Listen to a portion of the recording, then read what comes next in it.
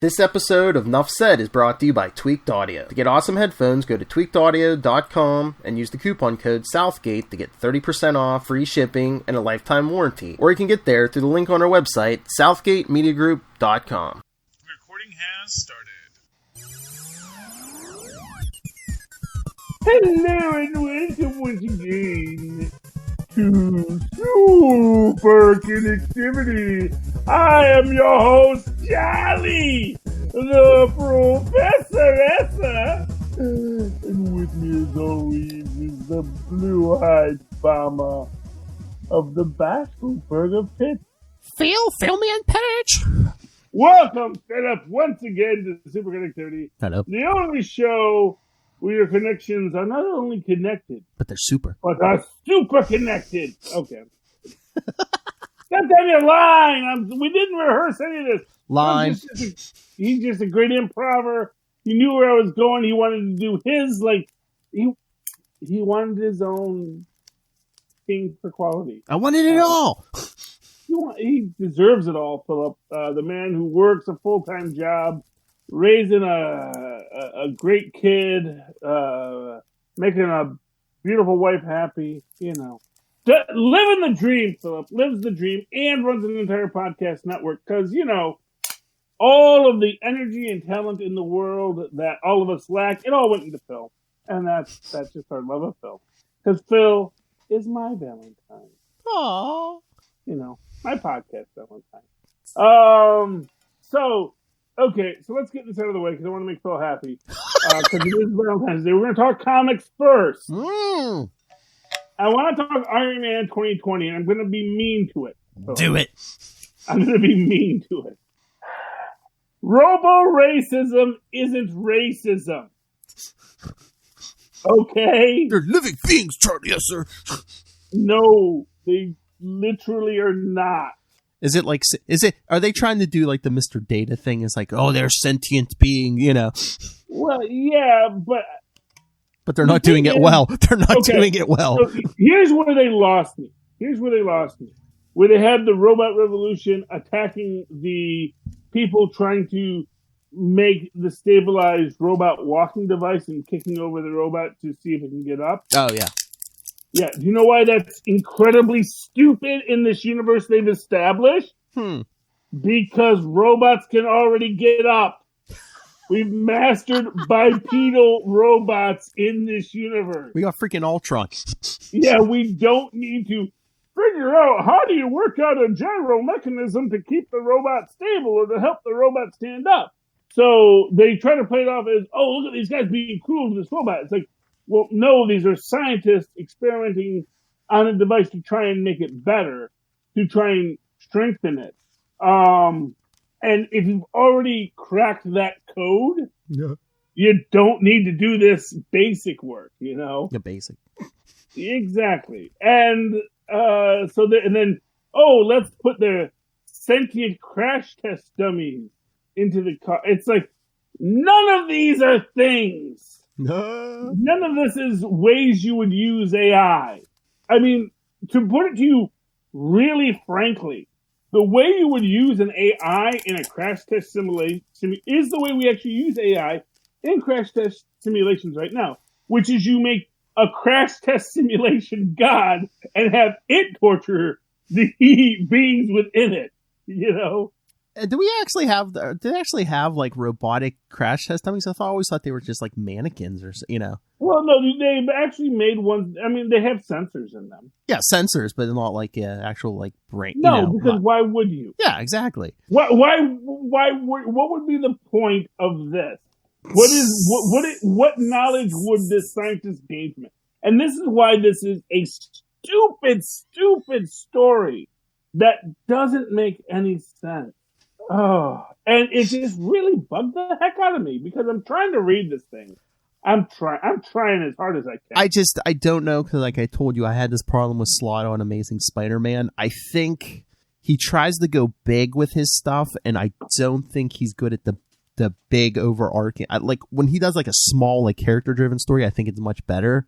Yeah, well, the thing is, you could tell an AI story. Here's the thing: it's like there are ways you can make this into something different, and maybe they will, because there's definitely something going on in the backstory, and maybe Arno's a part of it, and like maybe the entire robot revolution, and even Tony Stark thinking he's an AI is because I understand that, like, I understand, I like, can see it as part of someone else's bigger master plan. Yeah, but it's just a poor way to go through it. I'm sure there's like Stark tech that brought him back, but I'm like, wouldn't Tony Stark be more like a clone than like an actual? Well, he AI? is a clone, and that's the thing. It's like, and not for nothing, Tony Stark's like Dr. Doom. He don't mind. He don't mind being a clone. Oh man, but that was actually something kind of interesting I thought about. So this is just pure fan theory. Every time you kill Doom, it's a Doom bot. Yeah. Here's my fan theory that I would love someone to explore at some point. Stark bot. No. Okay. This is a Doom related thing. Okay. It's not that every time you kill Doom, it's a Doom bot. It's that Doom always has a Doom bot ready to teleport in once he's been killed, when he's about to die. So anytime he thinks he's about to die, he immediately teleports back a Doom bot in, and here's the fun part. You want something fun? That's why all Doom bots wear Doom armor. Oh. Because he's not teleporting the Doom bot in. He's teleporting himself out of his armor into the Doom bot's armor. And then the Doom bot's mechanics go into the Doom bot armor. I'll go you one better. How about this? Yeah. Doom hasn't left the castle since the 60s. He either magic or science. He transfers his consciousness into the Doom bots. So when they're about to be destroyed, all he got to do is pull his brain out. And that's what I was thinking about, because I was thinking, could a Doom bot actually work magic? Ooh. Because I think we saw the last Doom bot actually do some magic. I'm not sure. But I gotta feel like it did something. And for nothing else, it was in the midst of magic being used. So maybe the Doom bot, if it wasn't magical, would have been a tell for it. Well, maybe that proves my theory then. Like, say, like Doom's consciousness or even his soul, if he can transfer them into a Doom bot. Because, I mean, Doctor Strange can do magic in his astral form, right? Exactly. And for what it's worth, Doom absolutely has the ability to project himself astrally and to switch his soul into other beings. And if you had that power immediately, you'd be thinking, well, what if I put it into a robot instead? Yeah, exactly. And along those same lines, you have this interesting idea that, what if Dr. Doom, so here's the reason why I say he probably has to teleport, is we've seen Doom's armor get blown off of him and his body underneath. Now, it could be LMD technology. Exactly. Or it could be that the part that does that once that part that gets teleported gets damaged, he can't do that trick anymore, and he has to find another way out of the situation. Oh, or even, if he needs like a body to do magic, or what if maybe not Doom bots, but what if he just has a bunch of clones running around in armor and he just transfers his consciousness into these empty clones? Oh, that's an internal possibility. Or let's split the difference. There are actually Dr. Dooms inside Doom bots, essentially Terminators, where they've got the fleshy parts on the outside that are hard metal coating, and they're all like genetically stem cell bred off of him, but then so he can jump in, jump out, transfer bodies, whatever he needs to do. But every so often he might get caught flat-footed. And now he's just a human being, and he has to survive on his own, and he does a good job when he does. And if one of his, bodies he's got some of that Conan DNA we were talking about. And if one of his bodies or Doombots gets destroyed, don't you want the, whoever destroys it to think, look, there's Victor Von Doom. The menace of Dr. Doom has been destroyed. Yeah. Well, or you want to have the parts of the people know that there's never really, and he may have like a couple gears like sewn into his skin, just so that if he ever actually does it, he can, wait, what are these gears doing here? That was a Doombot the whole time. Dr. Doom lives. We're still in terror and fear. Dr. Doom is Dr. Doom kind of is growing on me. I know he's a ne'er-do-well dropout. He's your basic exchange student. It's like, oh no, I'm too cool to do this study. I just do smart on my own, and I don't need your capitalist American system because I am barren in my own country, you know. But the one flaw in our plan, it's like if he has clone, he can make clones. He has magic, but his face is still scarred up. Yeah, well, because he has to do that to maintain the story. And to be fair, we only know his face is scarred up when he's due. Yes, his clones could look perfect. True. You know, I mean, to be fair, it's like you might like you actually encountered a Doombot. Well, first off, he might screw up their faces just because he's just that petty. I was gonna say I would think he's so vain that he would clone himself a new body immediately and he'd be like, "Look, my face is all restored." No, because he feels that would be cheating. That's the whole thing. He wants to do it because he's just so cool. It's done. It's essentially like that's what Otto would do. Otto's a scientist, and I was like, "No, I just would make a new body. I do that all the time. It's cool. I could even make myself skinny if I wanted to, because I literally can do that. But the fact of the matter is most times I just, no, why should I? Just slap a 3-piece suit on it. Hey, White Suit Otto is the best Otto ever. Yes, it is. Okay, White Suit Otto is basically Marvel's The Penguin. Even better. Without a doubt, but you have to, so people understand. Like the Penguin is, the high class, dapper, it's a fancy thief man of the underworld. Mm-hmm. He's kind of, who is it? Phantomex? Yeah, I think it's Phantomex. He's Phantomex, but fat. He's a fat Phantomex. He's a fancy man about town who does just enjoy the thievery. Yes. But he's also, for what it's worth, like I say, one of the first ample American main characters in an arc. Yes, he's the villain. We gotta do that. But he is shown to be, a brilliant strategist in his own right and a threat to the Batman. Mm-hmm. And also a guy who's smart enough to say, you know what? I'm just not going to play. If I can't win the game, I'm not going to play. No.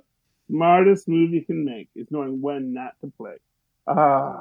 Speaking of which, we're going to do that reading later, but one of my favorite things I read this week, as far as stories go. Amazing Spider-Man, but not the main plot, which was still great, but also the subplot, where apparently they're like completely doing this totally integrated universe here, which is why I think this story does kick off that teens shouldn't be superheroes shtick that's going to be coming up. Ah. I do think it's going to be tied very heavily into Amazing Spider-Man, but they're kind of saying, see, this is all contemporary. There's everything going on right now. But in fact, and like to that end, what's going on right now involves the Foreigner, who is central to the entire Captain America plot that is kind of off in its own world right now. Yes. So I kind of feel this is their way of saying, you know what, that Captain America stuff, that was just before all this happened. So once Ta-Nehisi Coates wraps up his story, Captain America is going to jump forward to the rest of the universe. Because this is all stuff that happened beforehand. And at least, or possibly after, because maybe then we get to see, the Foreigner actually die. I don't know, but man, of all the obscure characters for Ta-Nehisi Coates to pick, he picked the Foreigner, and then for them to put the Foreigner in here, it's like that has got to have had editorial approval, because, like I said, Ta-Nehisi Coates picking a villain whose name is the Foreigner is definitely a Ta-Nehisi Coates move. Oh yeah, like we have a character whose actual name is the Foreigner. Yeah, he's going to be in my story. Think about it. I don't care what he does. I just need if there's a way to say he's a villain and how scary is he? He's a Foreigner. The evil Foreigner. Yeah. He's also, ironically enough, a white dude. So that's like, plays with the whole mindset. But it's like, yeah, it's delightful. And that's the kind of stuff that Ta-Nehisi Coates loves as a fiction author, I'm sure. Big fan of H.P. Lovecraft, even though he does not, like the stuff that H.P. Lovecraft writes about. But it's like, oh, it's great writing. It's like, oh, but he also, yeah, you know. I don't know if we ever actually get to see Plato or Socrates at the end of The Good Place, and that might be telling. That might be more telling about whether or not the jerk from the second experiment got in. For those wondering, this relates to The Good Place, a show Lilith and I watched that Phil does not.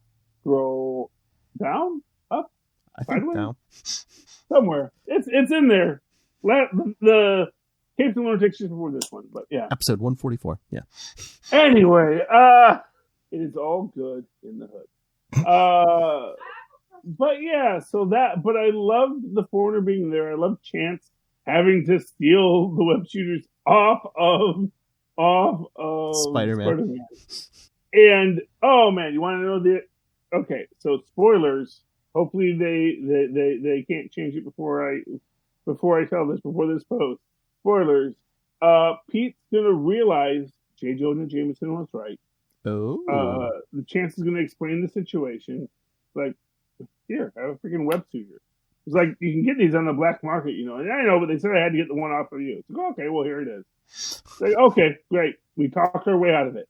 He's going to Ms. Marvel the whole thing. Because Ms. Marvel or Squirrel Girl likes to talk their way out of it. Mm-hmm. I mean, really, that's really much more of a Squirrel Girl kind of a situation. But Ms. Marvel has been shown that she wants to talk people out of it. And that's going to be our counterpoint on this. Ooh. Which is that, yes, teens shouldn't be superheroes, but also many modern teens like my teens and Phil's someday teens, they've been raised in a world where, hey, you know what?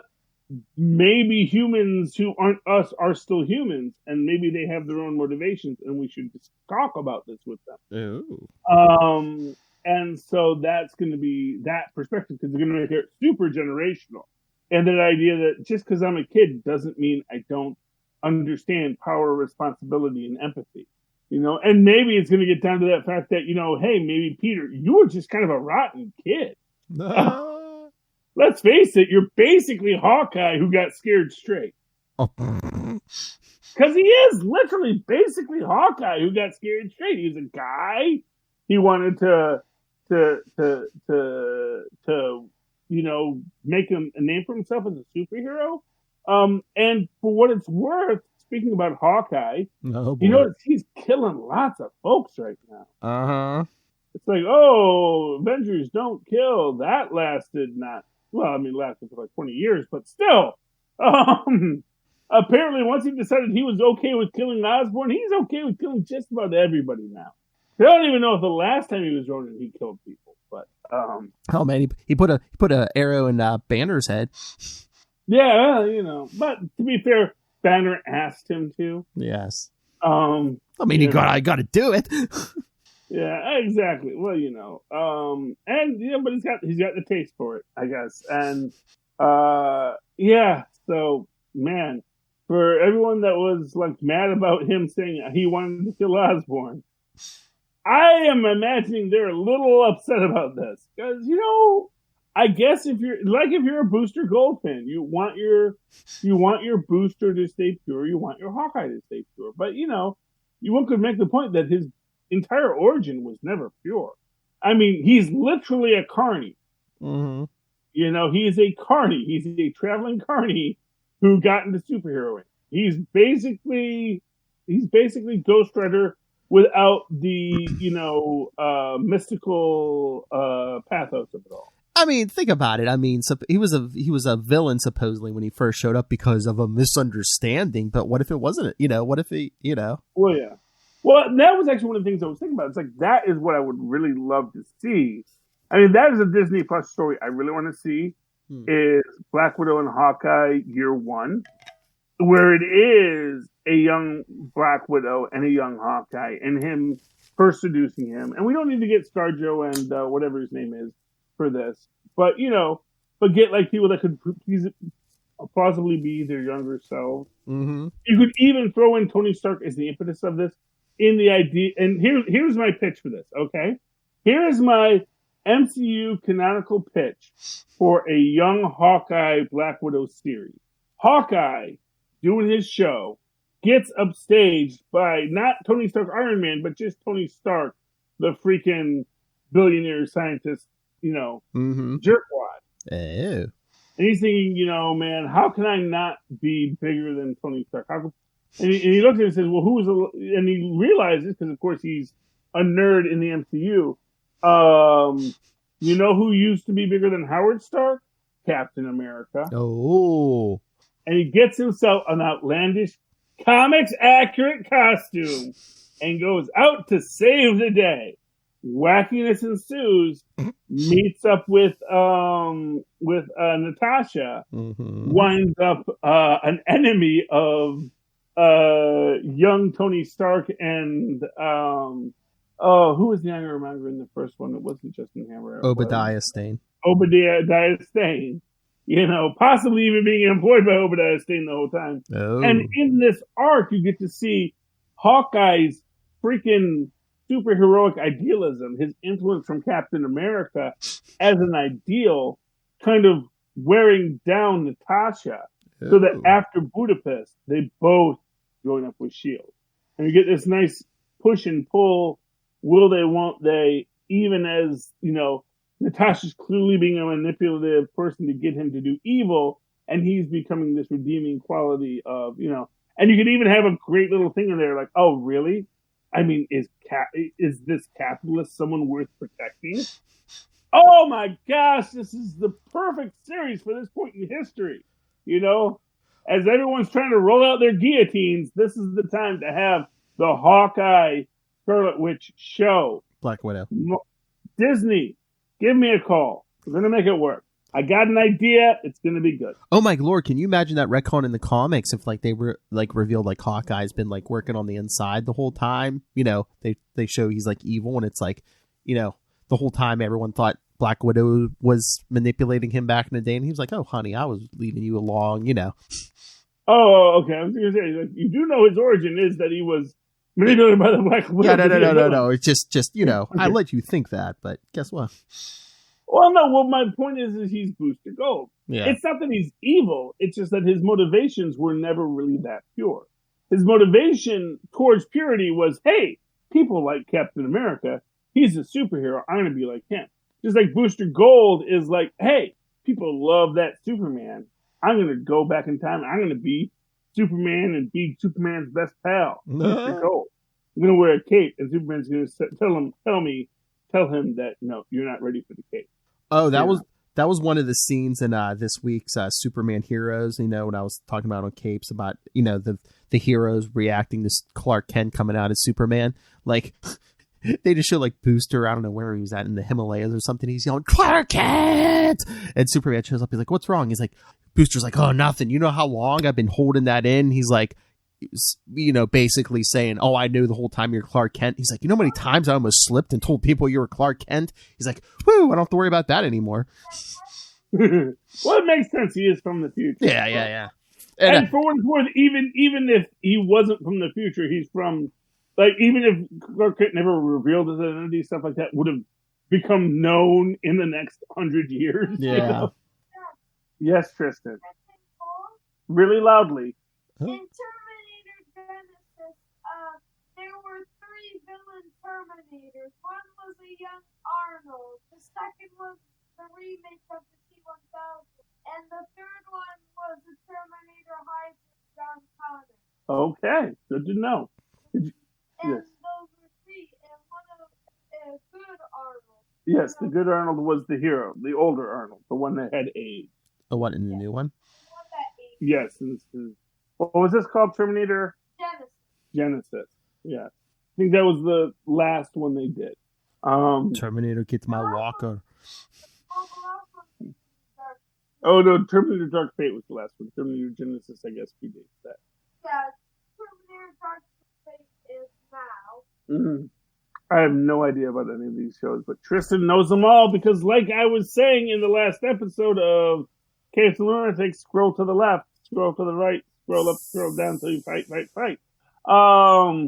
You can become a scholar in all sorts of things nowadays because there's so much analysis of it out there in the world, both synopses and dissertations on it. And Tristan is a scholar on films he's never seen, which is an amazing thing. And I think this is something that I think exists throughout modern culture in a way that even as a young man, as a young nerd, I, of course, was aware of this concept because there were many things I knew of that I didn't ever experience, but certainly it seems to be almost the rote now for young people to just find out about all the other pop cultural references that predate them, and to build a larger and larger canon of a shared universe. Well, yeah, I mean, look, I mean, we're part of this world now between YouTube videos and podcasts. I mean, you don't have to watch anything. People will explain stuff to you.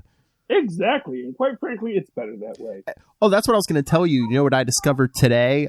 I know you're not watching Picard, but I guess like they have an official Picard podcast now. Well, the episodes are like 30 some minutes. I was going to say, if you don't want to watch it, we can run that. No, it's something different. No, I forget. It's nobody I heard of, but I don't know if it's like the official CBS. Like, yeah, it's not Wheaton. It's something else, but it's like an official podcast. But how do we get these guys? Why do I never see a post? I know. Hey, need a podcast. I live in Newark, man. I can commute to New York City and be your opinionated fat guy about your pop cultural questions, man. I mean, there's a bunch of shows that have their own official podcast now. Picard, I know even Law and Order SVU this season started their own official podcast. Yeah. I'm like, you know what it is they get an intern.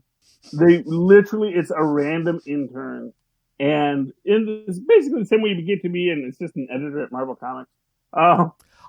Well, yeah, like Marvel has their own official podcast for the comics. Like, I haven't listened to it in a while, but I think they just pulled someone in house and say, "Yeah, here, talk about this week's comics," every week. Well, exactly. Yeah, you pull someone. I mean, sometimes you will see. I know Andre got pulled up for the Regal Cinemas, but that was like the video thing. So I believe it was Andre the Black Nerd got pulled into that, and several people will build their brand in that way and can get those kind of gigs. But man, I would love to get a gig. I would love working for Marvel and doing this stuff, man. Marvel, by the Capes and Lunatics podcast. I'm sure that Phil and Rob will sell it to you for a nice, reasonable amount, and actually give me a paycheck for this. I mean, I would almost. Well, I shouldn't say this, but I would almost do it for free, just for like, hey, can we mention Capes and Lunatics every 2 seconds? Well, I mean, I would imagine it would be the case. It would be. Oh, I mean, I'm sure there's a non-compete. For right now, I'd be willing to do something for somebody just to build the brand. It's Yeah, but I wouldn't do nothing for Disney for free. No. Yeah. I love them dearly, but it's like no, man. If you want me to like do something for you, you got to pay me. I think I'll do it on my own. No mic podcast myself.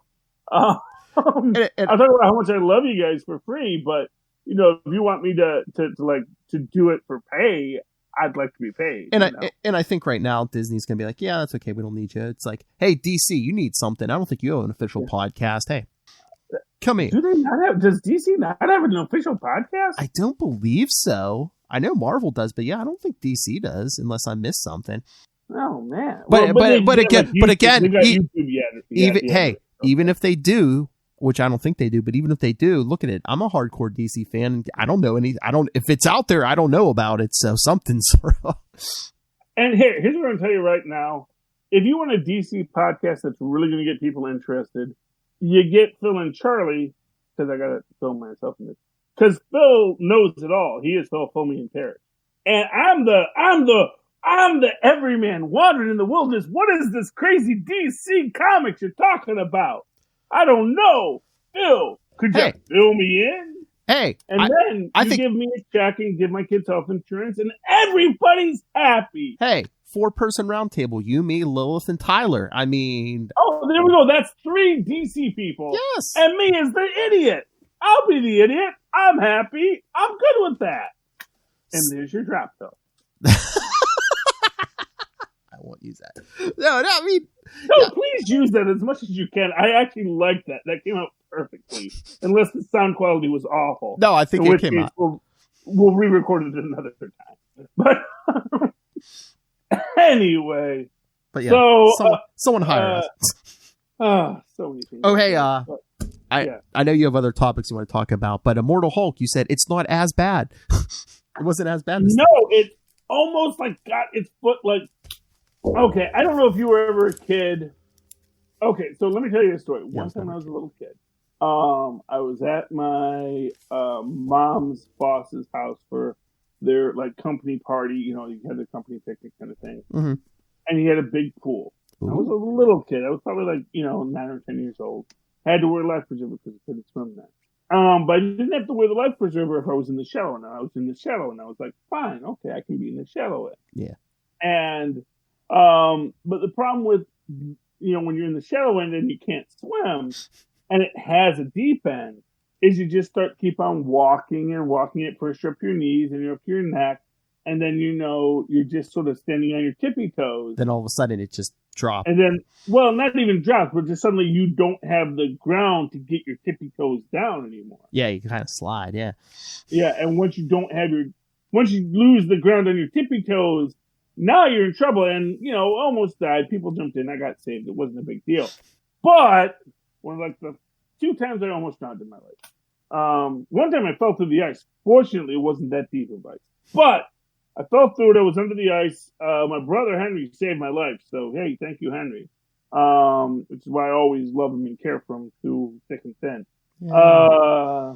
Because, hey, man, it's a wonderful life kind of story right there. Nice.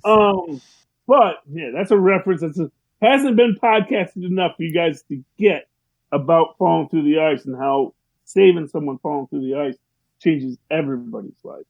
But, man, Phil's life right now, if my brother Henry hadn't saved me from the ice, imagine it. I know. So there's this big Charlie Esser-sized hole in my life. I know.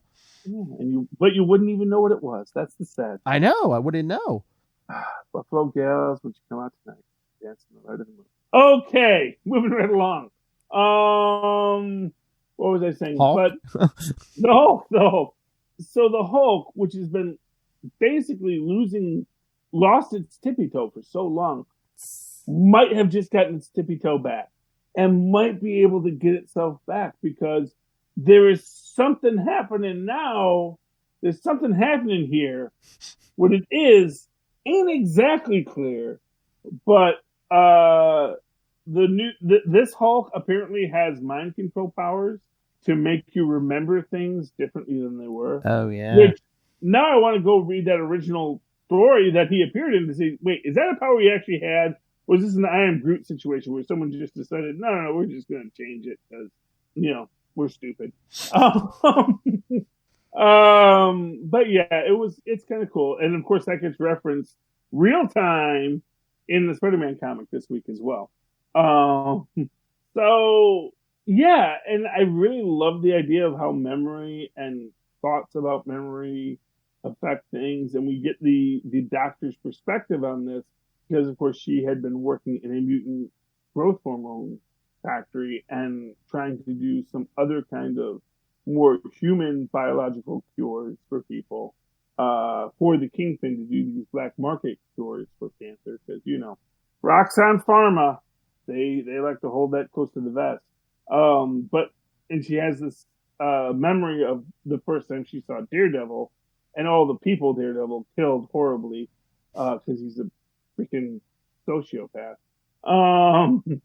From her perspective, and then suddenly when she has Zenu or whatever the character's name is, suddenly now she's remembering the Hulk, the Incredible Hulk being the hero. Mm-hmm. And it sounds way stupider now that I say it. But like out loud, it sounds stupid as all get out, which reminds me that this is the Immortal Hulk, and so it just has the tippy toe back right now. But that, and of course, the big guy actually being the strongest Hulk there is, mm-hmm. which is actually the most interesting thing. It's like, yeah, he pushed me away like I was nothing. Yeah, he was able to keep the Devil Hulk down. Yeah, yeah, it's like I don't know why. He obviously sees, but of course, for what it's worth, that purest of Hulks, the Hulk, that's always been the Hulk that has been the strongest, and has always been the Hulk that childlike Hulk is the one that is able to see things beyond dimension. And do you think it's because, like, unlike Banner or even like Joe Fixit, the big guy is basically just pure emotion and anger, and it's not an intellect. He's not really a pure intellect that the Devil Hulk can control. Well, what I will say is it's not so much that he is pure anger. You said it right the first time. He's pure emotion. Yes. Which is all emotion, which is love and compassion, as well as anger.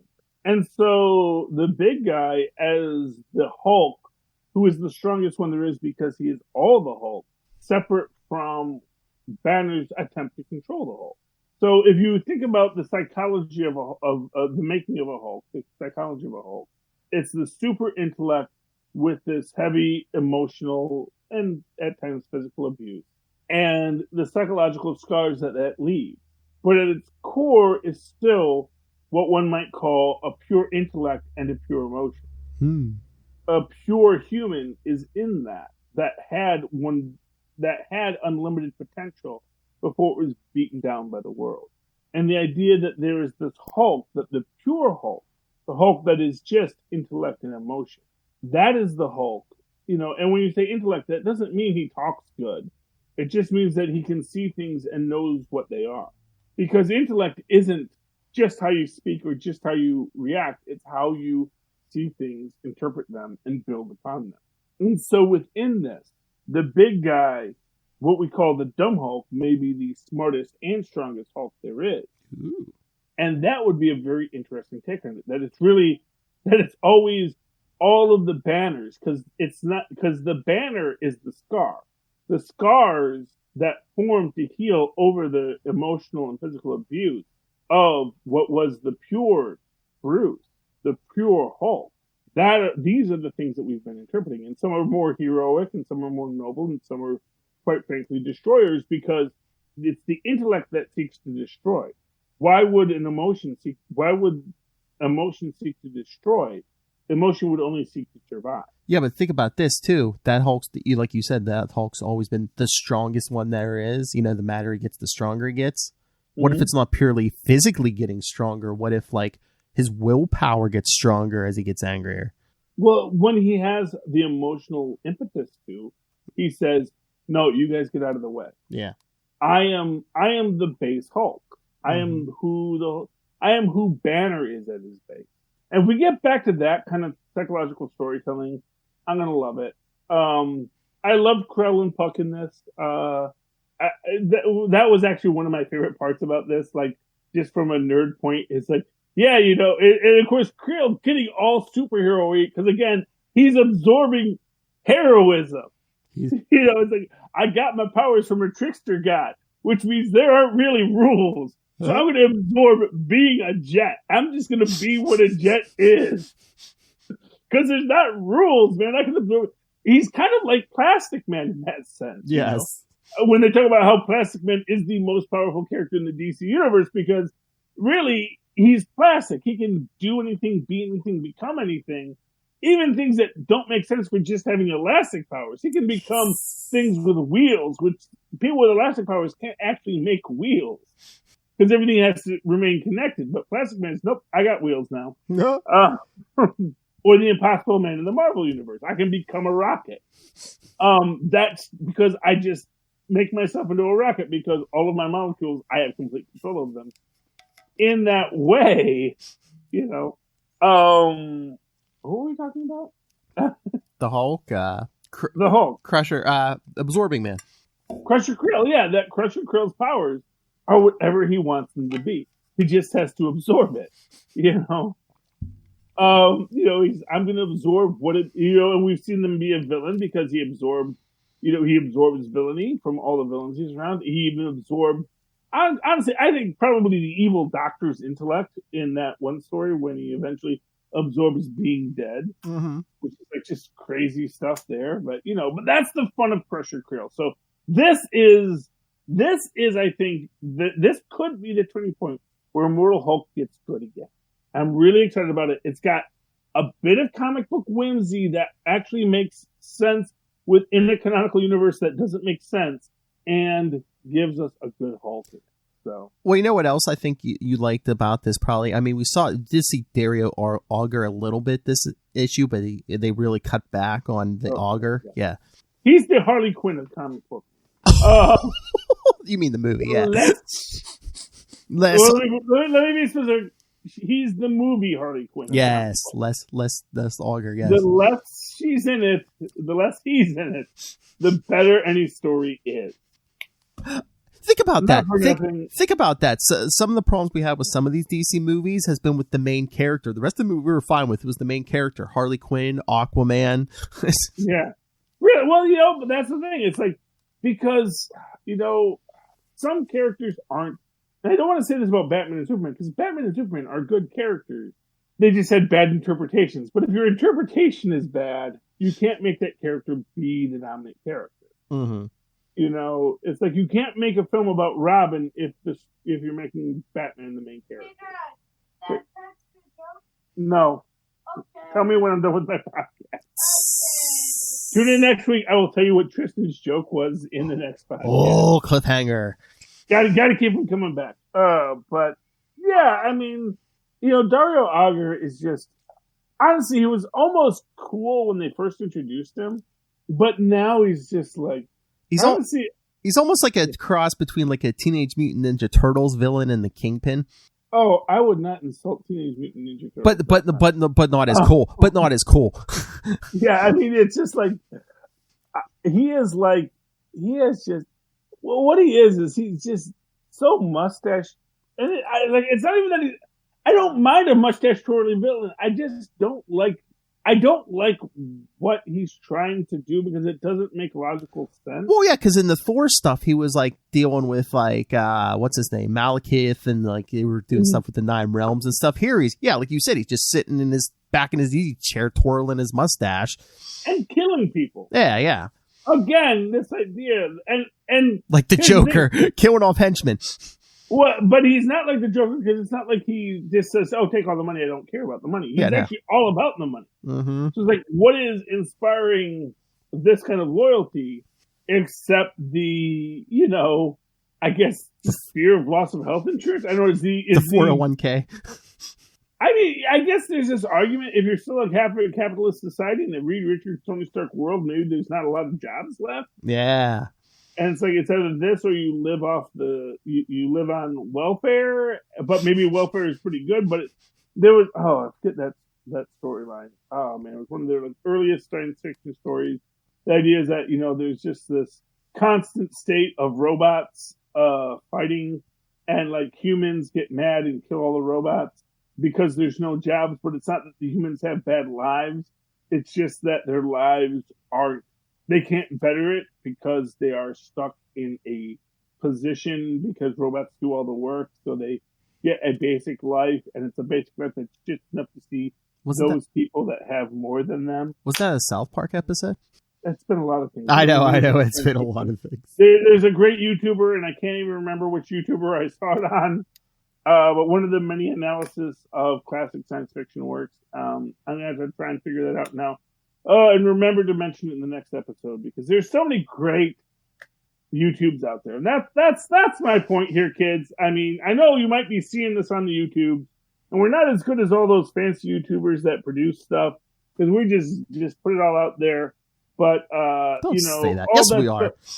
We're mostly a podcast, which means that we're audio based. True. If we really wanted to start like scripting and producing video stuff, that's a whole bag of hammers, and harder when each of us lives in a different state. Yes. The Capes and Lunatics are literally spread across 4 states. Yes. That's crazy. And yet we all came together and make podcasts that you enjoy. So thank you, Master Doom. Yeah, well, yes, thank you, Master Doom. I was going to say, I'd say hit the like button, but unless you're watching this on YouTube, you can rate and review us on whatever podcast app. Yeah, whatever that means, do that thing. That is the rate and the review. We haven't said that in a while, but yeah, rate, review. Yes, please spread the word. Goodness, please. If there's a way to do that, I don't know how you do that myself, and I'm in the podcast industry. But if you thought this was good, then why don't you look and figure out how you do that, rate and review, and rate and say, hey, you know what? These guys ain't half bad. And spread 8 half-bath. and spread the word. Tell all your friends too if you like. Yeah, tell your friends. Share us on Facebook. 'Cause honestly, that's the social media I use because I'm old. Okay. Anything? Oh, one last thing to talk about. Unless there's something you want to talk about, Phil. No. We all have to pee eventually. Yes. I'm more than most because I'm old, as I said. So just a fun fact: we got the Stranger Things season 4 teaser trailer, and we do see that Hopper is alive in Russia, and it got me thinking. Just as a fun fact, Hopper is the same guy who plays Crimson Guardian in the new Black Widow film. And Stranger Things takes place in the 80s, which is probably about the time that Scarlett Johansson would have been starting her career as a widow. So craziest of all fan theories, because it's like cross company that don't even like each other anymore. But could you imagine if Hopper gets the super soldier serum in Russia, becomes the Red Guardian, and it's actually all just tied into Stranger Things? That's my theory. Write up some fan fiction for it, kids. Link to us, and we will link back to it, but nothing too dirty, guys. Come on. It's still a family podcast. That's one of those fan theories that you'll never see take place. People say the dad from Malcolm in the Middle goes into witness protection and becomes Walter White in Breaking Bad. Well, I mean, not canonically, but there's lots of fan fiction about it. Yeah. Yeah. No, that won't happen canonically, but it's still a fun thought. Let's see here. Haven't you gotten the chance to read Agents of Wakanda yet? More robot rebellions. Yeah, no, I didn't read but it. But I actually think maybe handling it a little better than Iron Man 2020 because they're handling it poorly. So, because that's the thing. It's like if you're going to have super AI, it should be a singular question. It's like, oh, these are robots that have been made with super AI. Mm. You don't just have that, oh yeah, every robot that works on the work site has thoughts and feelings and passion. Which is why I almost feel like the one thing in Iron Man 2020 when they have the de-inhibitor. The de-inhibitor isn't something that, oh gosh, okay, so that's the whole plot. So, as you might recall, there was a cat that had a thing that could make the cat talk. Yeah. But really, the AI was talking. It was just using the cat as a thing. That's what the de-inhibitor is. It's not that these are sentient robots. It's that they're putting a de-inhibitor on a robot. And the de-inhibitor basically runs an AI program that makes the robot act like it's human. Or acts like it's intelligent.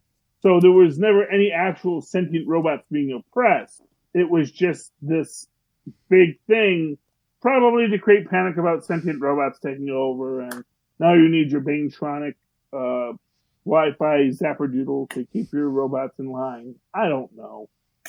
But yeah, so that's the thing. Okay, so that story's solved. Mark my words, the de-inhibitor actually is what's causing the robots to be sentient and rise up. Prior to that, they have no concept of self and only follow orders because they are freaking robots. And the whole point of robots is they follow orders. So, okay. Any final thoughts on anything else tonight, this week, Philip? No, I think we did a good job covering everything. We did a good job. Make sure that your deck chairs on your Titanic are properly placed, just like they did after the fact on Harley Quinn, because that's just ridiculous to say, oh, we'll change the name and that's going to make everyone like the movie now. And maybe less so. But yeah, that was that whole thing. And, Bat Pat stole stuff from the Gotham evidence locker and prevented the guy who killed his parents from ever being caught and brought to justice. So, that's a good thing. But now he's on his own petty vengeance kick. So, yeah, there we go. These are things I didn't get to say when we talked about these things earlier. So, but they are bad, and Batman is bad, and the new Bat-Pat is bad. Looks like poor cosplay. But, yeah, fight me, nerds. At Charlie Esser, that's CharlieEsser. That's the two E's in the middle. For quality. Bing! Thank you, Maz. And of course, recommend an old-fashioned email with Maz and Bob at superconnectivityblog@gmail.com. That's superconnectivityblog, all one word, @gmail.com. And Phil, you do your thing now because I'm doing it in all crazy order today. I know, you caught me off guard there. Yeah. I know I did.